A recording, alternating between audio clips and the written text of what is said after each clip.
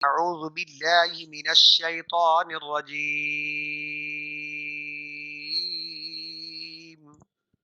بسم الله الرحمن الرحيم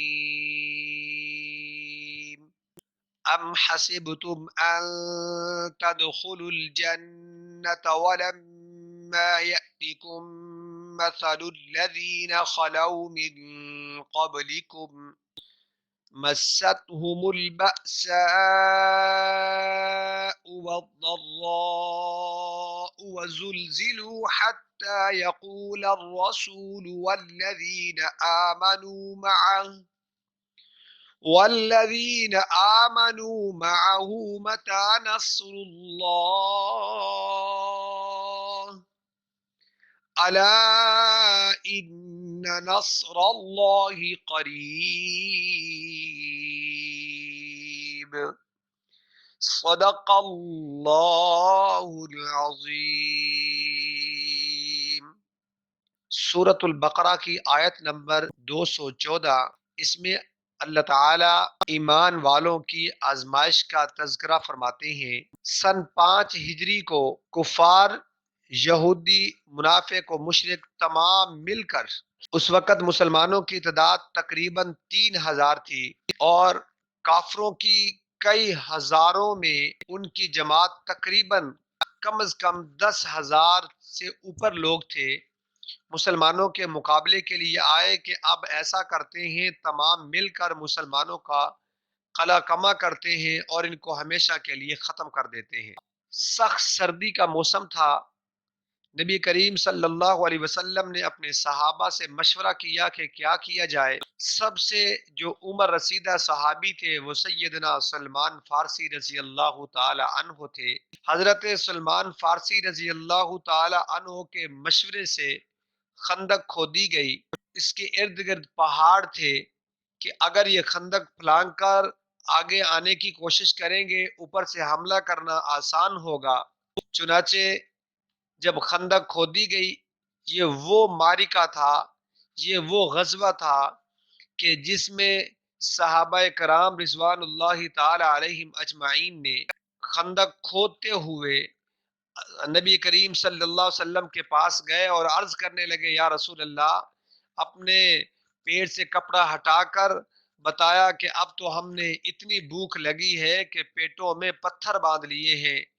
نبی اکرم صلی اللہ علیہ وسلم نے اپنا پیٹ مبارک دکھایا اور دیکھا صحابہ کرام نے کہ آپ نے 2 پتھر باندھے ہوئے ہیں۔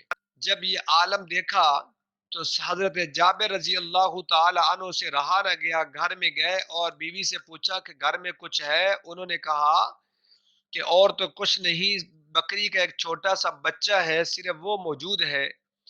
چنانچہ انہوں نے کہا کہ اس کو ذبح کیا جائے۔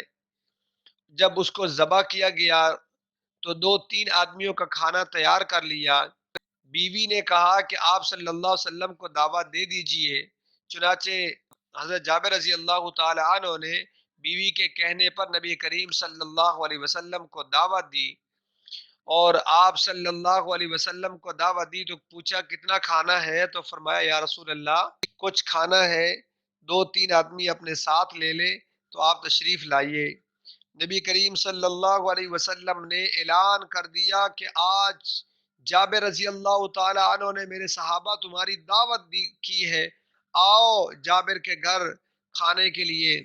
چنانچہ حضرت جابر پریشان ہوئے، بیوی سے مشورہ کیا۔ بیوی نے کہا کہ آپ نے آپ صلی اللہ علیہ وسلم کو بتایا تھا کہ صرف 2-3 آدمیوں کا کھانا ہے۔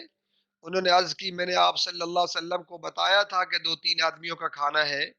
اس لیے کہا جاتا ہے کہ جو عورتیں ہیں ان کا ایمان مضبوط ہونا بھی بڑا ضروری ہوتا ہے۔ چنانچہ انہوں نے جواب دیا کہ پھر آپ پریشان نہ ہو، فکر نہ کریں، جب آپ نے بتا دیا ہے۔ اس کے بعد سارے صحابہ تشریف لاتے ہیں۔ آپ صلی اللہ علیہ وسلم نے فرمایا کہ روٹیوں سے کپڑا نہ اٹھانا اور جو ہانڈی ہے جو پر ڈھکن ہے وہ نہ اتاریے۔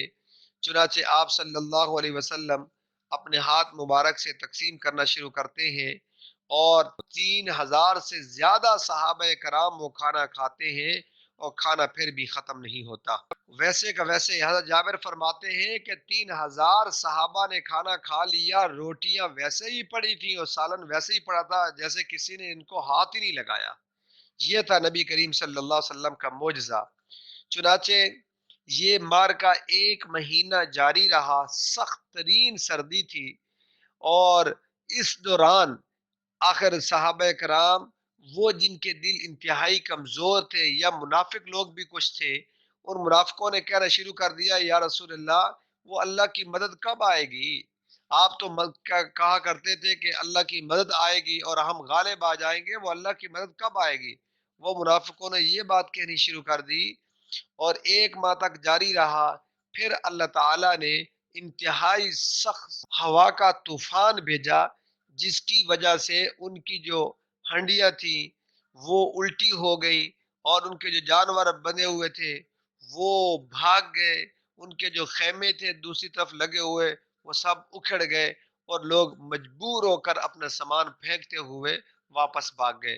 اور اس طرح اللہ تعالیٰ نے مسلمانوں کو اس جنگ کے اندر بھی فتح نصیب فرمائی۔ اس جنگ کو غزوہ احزاب بھی کہتے ہیں، اور اس کا دوسرا نام غزوہ خندق بھی ہے۔ آئیے اب اس کا ترجمہ کرتے ہیں۔ ام حسبتم ان تدخلوا الجنة ولما يأتكم مثل الذين خلوا من قبلكم ام حسبتم، کیا پھر سمجھ رکھا ہے تم نے اے مسلمانوں کہ تم داخل ہو جاؤ گے جنت میں، ولما يأتكم مثل الذين، جبکہ ابھی نہیں پیش آئے تم کو احوال ان لوگوں کے خلو من قبلکم جو تم سے پہلے گزرے ہیں، مستهم البأساء والضراء وزلزلوا، مست ہو پہنچی ہے ان کو تنگ دستی، البأساء تنگ دستی، والضراء اور مصیبت، بہت ان کو بھی جو تم سے پہلے تھے سخت ترین ان کو مصیبت پہنچی تھی، سخت بیماری تھی، وہ بیمار کیے گئے تھے، وزلزلوا اور ہلائے گئے تھے، اور دشمنوں کا خوف ان پر طاری ہوا تھا۔ تو انتہائی سخت، اس طرف اشارہ کرتے ہوئے فرمایا انتہائی سخت تھے، یہاں تک کہ حضرت خباب بن عرت رضی اللہ تعالی عنہ نے عرض کیا یا رسول اللہ صلی اللہ علیہ وسلم آپ ہماری امداد کی دعا نہیں کرتے؟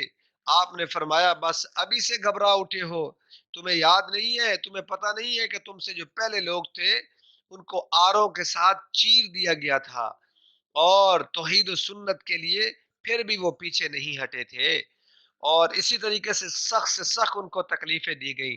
چنانچہ اس سے معلوم ہوا اگر کسی کو کوئی تکلیف آ جائے اس کا یہ ہرگز مطلب نہیں ہوتا کہ اللہ اس سے ناراض ہے، بلکہ جو ایمان والے ہوتے ہیں اللہ ان کو ضرور آزماتے ہیں، ضرور ان کو چیک کرتے ہیں، اور جو اس آزمائش کی گھڑی میں پورا اتر گیا وہ دنیا آخرت میں کامیاب ہو گیا۔ مستهم البأساء پہنچی ان کو تنگ دستی، والضراء تکلیف مصیبت، وزلزلوا اور سخت ترین ہلا دیے گئے، حتی یقول الرسول والذین آمنوا معه یہاں تک کہ پکار اٹھے رسول والذین آمنوا وہ لوگ جو ایمان لائے تھے مع ان کے ساتھ، متا نصر اللہ کب آئے گی اللہ کی مدد؟ اللہ کی مدد جب سخت تکلیف ہوئی، اتنے 1 ماہ تک یہ رہا تو سخت ترین تکلیف ہوئی، تو پھر کہنے لگے اللہ کی مدد کب آئے گی؟ الا ان نصر اللہ قریب، جواب آیا کہ سن لو اللہ کی مدد قریب ہی ہے، نصر اللہ اللہ کی مدد قریب قریب آ جاتی ہے، اللہ کی مدد آنے والی ہے، پریشان نہ ہو۔ کہتے ہیں کہ ہرقل نے جب ابو سفیان سے ان کے کفر کی حالت میں پوچھا تھا کہ تمہاری لڑائی بھی اس دعویٰ دار نبوت سے ہوئی ہے کہ جو شخص نبوت کا دعویٰ کرتا ہے؟ ابو سفیان نے کہا ہاں ان کے ساتھ ہوئی ہے۔ پھر پوچھا کہ کیا رنگ رہا؟ کہ ابو سفیان نے جواب دیا کہ کبھی ہم غالب رہے ہیں کبھی وہ غالب رہے ہیں۔ یہ ہرقل جو ہے یہ عیسیٰ علیہ الصلوۃ والسلام کے علماء یہود میں سے بہت بڑے عالم تھے، اور آپ صلی اللہ علیہ وسلم کی نبوت کی سب سے پہلے یہ تصدیق کرنے والے تھے، اور انہوں نے یہ بھی کہا تھا جب حضرت ختیجہ پہلی وحی نازل ہوئی آپ گھر میں تشریف لے گئے، آپ نے اپنے چچا زاد بھائی یہ ہرقل حضرت خدیجہ الکبریٰ کے رشتہ دار تھے ان کے پاس لے کر گئی، تو انہوں نے کہا کہ یہ واقع سچے نبی ہیں، اور اگر میں زندہ رہا جب یہ لوگوں کو دعوت دیں گے لوگ ان کی مخالفت کریں گے، اگر میں زندہ رہا تو میں ان کی اتباع کروں گا اور ان کے نقش قدم پر چلنے کی کوشش کروں گا اور میں ان کی پوری ہیلپ کروں گا۔ یہ وہ ہرقل تھے۔ انہوں نے ان سے پوچھا تو جواب دیا ابو سفیان نے، کبھی ہم غالب رہتے ہیں کبھی وہ غالب رہتے ہیں۔